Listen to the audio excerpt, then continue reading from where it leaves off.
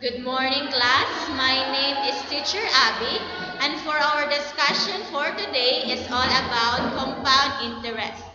Okay, so before that, let us have a review first on your last topic. So last meeting, we discussed about simple interest. Okay, so the amount paid by the borrower is called interest, while the amount of money that is loaned is called the principal or the present value.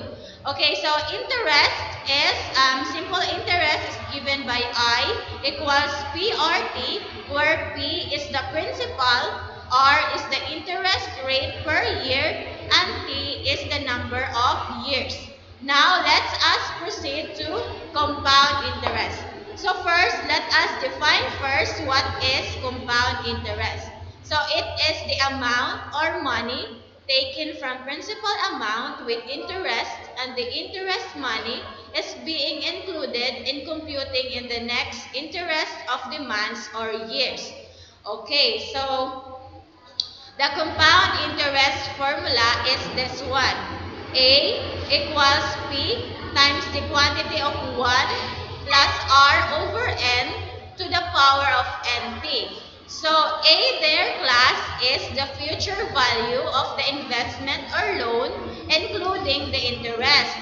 The P is the principal investment amount, the initial deposit or loan amount. R is the annual interest rate, and it should be expressed in decimal, and N is the number of times that interest is compounded per unit, and lastly, T, of course, it is the time of or the time the money is invested or borrowed for. So let's have this conversion periods. Okay, for annually class, so M is equals to 1. For semi-annually is, so your M is equals to 2. For quarterly, M equals 4, and monthly, M equals 12. Okay, for better understanding, let's have these examples. Okay, number 1. Maria puts 20,000 pesos in a savings account, paying 8% interest compounded monthly. At this rate, how much money will be in the account after 10 years? Okay, so class, you have to identify first what are the given. So your P is 20,000. So your R is 8%. So I told you that your rate will be converted into decimal. So 8% is 0.08. So for your T is 10 years, and N, since it is compounded monthly, so it is 12. Okay, by using the formula, just substitute the given. So A equals your P, which is 20,000, 1 plus your R 0.08 equals to 12 raised to the power of 12 times 10. Okay, so 20,000, 1 plus 0.08 divided by 12 is 0.006667 to the power of 12 times 10 is 120. Okay, so A equals 20,000. 1 plus 0.006667 is 1.006667 to the power of 120. Next is 20,000. So 1 times 0.006667 to the power of 120 is 2.219460235. You will multiply it by 20,000. So your A is equals to 44,392.80. So this is your future value. So after 10 years, this is the money. So 44,392.80. So how much is the interest? So all you need to do is minus the future value minus your principal. So 44,392.80 minus 20,000. So your interest is 24,392.80 pesos. Okay, so next. How about this one? James wants to have 2 million pesos for retirement in 45 years. He invests in a mutual fund paying an average of 9.5% each year compounded quarterly. How much should he deposit into his mutual fund?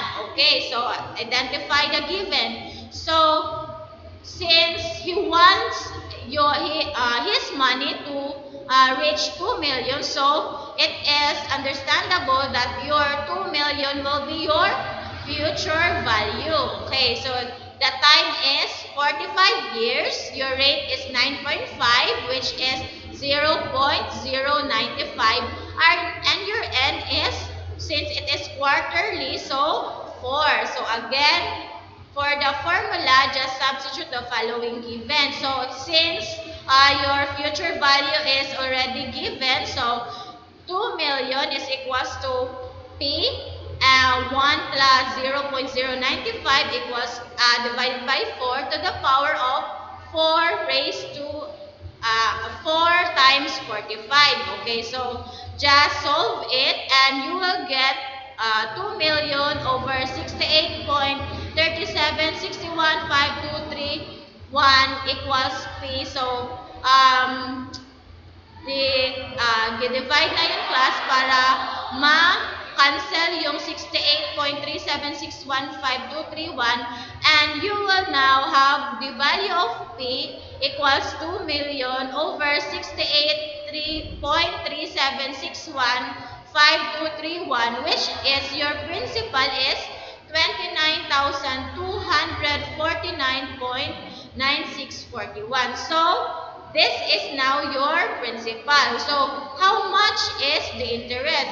Simply again, with the formula I equals A minus P, so so 2 million minus your principal, so your interest is 1,970,750.36. Okay, so now, number 3. Sarah wishes to turn her 10,000 investment into 100,000 in 20 years. How much interest does she need to receive compounded annually to reach her goal? Okay, now, so Sarah wants to find the interest rate. So, the given are, so there the problem, the future value and the principal is already given. So, we need to find the rate. So, the A is 100,000 and P equals 10,000, T equals 20 years, and N equals 1. By using the formula, just substitute. So, 100,000 equals 10,000, 1 plus the rate, which is the, yun yung A, find natin yung rate. So, R equals 1 to the power of 20. So, 100,000 equals 10,000, 1, multiplied by 1 plus R raised to the power of 20. So, let's divide both sides by 10,000. So, the remaining is 1 plus R to the raise of 20 equals, so 10. So, multiplied by 1 over 20. So, the remaining is 1 plus R. So, 10 to the power of 1 over 20 class is 1.122018454. So, the rate is 1.122018454. Okay, by additive inverse, minus 1. So, R is equal to 0.122018454. So, the rate will be 12.201845%, or R is equals to 12.20%. Okay, so your R is 12.20%. Okay, next. Number 4. Martha invests 50,000 into an index annuity that is averaging 8.4% compounded semi-annually. At this rate, how many years for her account to reach 1 million pesos? Okay, so let's have the given. Okay, so the future value is 1 million. The present is 50,000.